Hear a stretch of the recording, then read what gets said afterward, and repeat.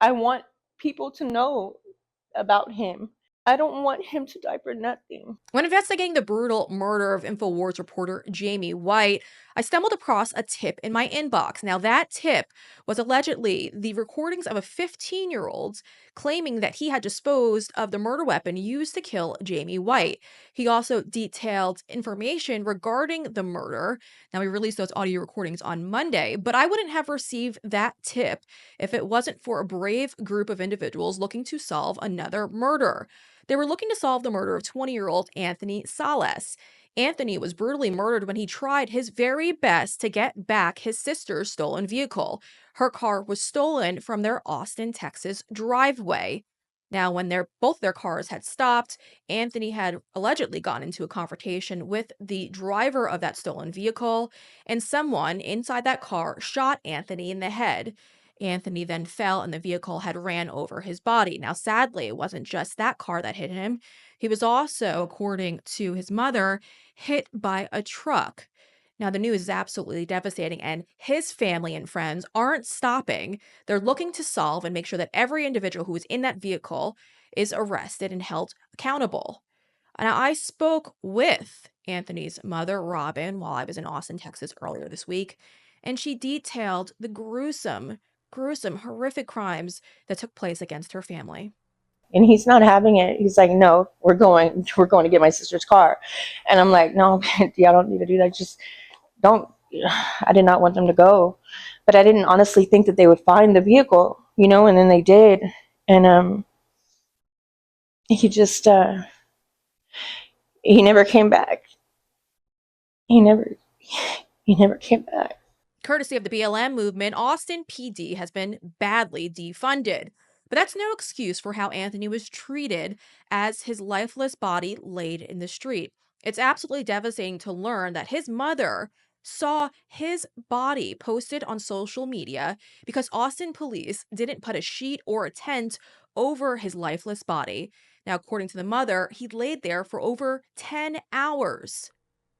Well, his body laid in the middle of the highway from 3 in the morning until 1 in the afternoon. So I don't know why it takes 10 hours to go over a crime scene. There was a video online of him. Somebody was posting him on Citizen, and I was by myself, and I seen the video, and I watched it, and I couldn't tear my eyes away from it. And I saw him laying in the middle of the street. And there's all these people around, like, videotaping and taking photos and everything of my baby. And I can see him laying there. And now, because he was out there for so long in the sun, not even a sheet to cover him or anything, like, we can't even have a viewing for him. And I just don't see how they were doing all they could when it took 10 hours to get him out of the middle of the highway, and then to find out that they didn't even know he had a gunshot wound until the next day when he was at the medical examiner's office. They didn't even know he had been shot.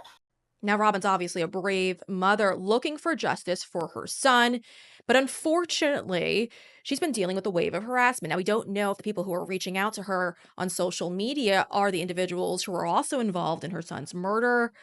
But folks, I mean, just listen to her detail what these people have been doing to this poor family. I am in fear of my life. I am. I'm scared. Like, I heard someone shooting off guns the other night, and I swore to God that they were here for me. Like, I promised they was like, felt like it was in my backyard. And it scared me. I'm talking to police and telling them everything I know. So now I'm in fear of my own life because these people know where I live and they know I'm talking to the police. Now, Robin has other daughters who she's looking to relocate after this brutal murder. She's looking for the public's help. She's asking for everyone to please go to her Gifts and Go page and make a donation. She is just looking to gather at least $20,000 so she could pick up her family and relocate them to a safer area. Her family has dealt with tons of devastations over these last few months, and they really have to pick up and move. So we'd greatly appreciate it if all of you at home right now could make a donation, whether it's $5, $10, $20, right now to their Gifts and Go page. They greatly need your assistance.